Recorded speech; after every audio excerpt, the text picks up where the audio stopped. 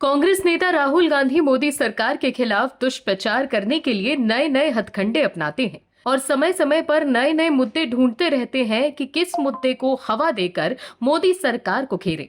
लेकिन हर बार उनकी दाल नहीं गलती है और उल्टा वो ही लोगों के निशाने पर आ जाते हैं।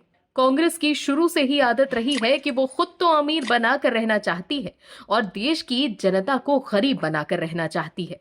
तभी तो इंदिरा गांधी से लेकर राहुल गांधी तक कांग्रेस का प्रथम परिवार यही नारा देता आ रहा है कि गरीबी हटाओ, लेकिन देश की गरीबी कभी मत हटाओ। कांग्रेस की कोशिश हमेशा से रही है कि वो देश के संसाधनों का खुद बेहतर प्रयोग करे और जनता को समझाएं कि इसका प्रयोग आप करेंगे तो आपका बड़ा नुकसान हो जाएगा।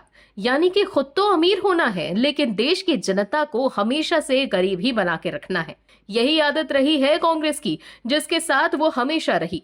कांग्रेस नेता राहुल गांधी भी यही काम कर रहे हैं। वो देश की जनता को बता रहे हैं कि देश के शेयर बाजार में निवेश ना करिए, यहाँ बड़ी गड़बड़ है। लेकिन अब वो खुद एक्सपोज हो गए हैं और राहुल गांधी को लेकर जो खुलासे हो रहे हैं उससे देश के लोग चौंक गए हैं कि कैसे राहुल गांधी आम जनता को गुमराह करने का काम करते हैं, वो भी सियासी फायदे के लिए।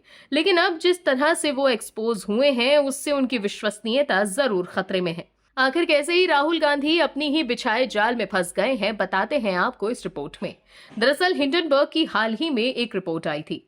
रिपोर्ट में संदेह जताया गया था कि अडानी समूह के खिलाफ कार्रवाई करने में पूंजी बाजार नियामक सेबी की अनिच्छा का कारण सेबी प्रमुख माधवीपुरी बुच और उनके पति धवल बुच के अडानी समूह से जुड़े विदेशी कोष में हिस्सेदारी हो सकती है।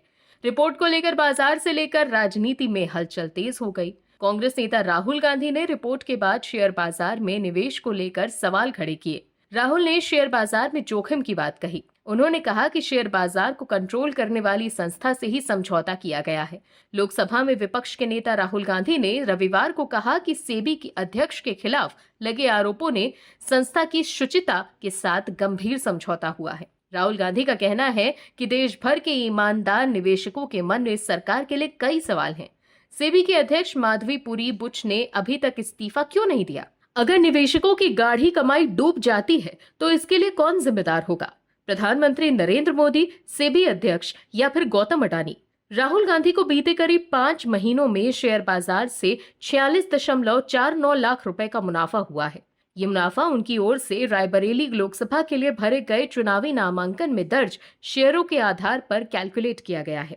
इसमें बताया गया था कि 15 मार्च 2024 को उनके पोर्टफोलियो की वैल्यू 4.33 करोड़ रुपीस थी। शेयर बाजार में 12 अगस्त 2024 तक उनके पोर्टफोलियो की कीमत बढ़कर 4.80 करोड़ रुपए हो गई है। राहुल गांधी के पोर्टफोलियो में Asian Paints, Bajaj finance, Deepak Nitrite, Divis Labs, इसके अलावा GMM Pfaudler, Hindustan Unilever, Infosys, ITC, TCS, Titan, Tube Investment और एलटीआई मॉन्डेट्री जैसे शेयरों के नाम शामिल हैं। दर्शकों, राहुल गांधी के पास 24 शेयर हैं और वो 24 शेयर से लाखों रुपए छाप रहे हैं। लेकिन आम जनता को समझा रहे हैं कि वो भारतीय बाजार में पैसा ना लगाएं क्योंकि इसमें रिस्क है। मोदी सरकार के कार्यकाल में राहुल गांधी खुद तो शेयर बाजार में खूब पैसे कमा रहे हैं, लेकिन जनता को गुमराह कर रहे हैं। कि राहुल गांधी नहीं चाहते हैं कि देश की आम जनमानस भी पैसा कमाकर अमीर बन जाए। शेयर बाजार को लेकर राहुल के बयान के बाद ये सवाल लोगों के मन में उठ रहा है। Bureau report, OMH news. और भी वीडियोस देखने के लिए चैनल को सब्सक्राइब करें और बेल आइकन को दबाएं।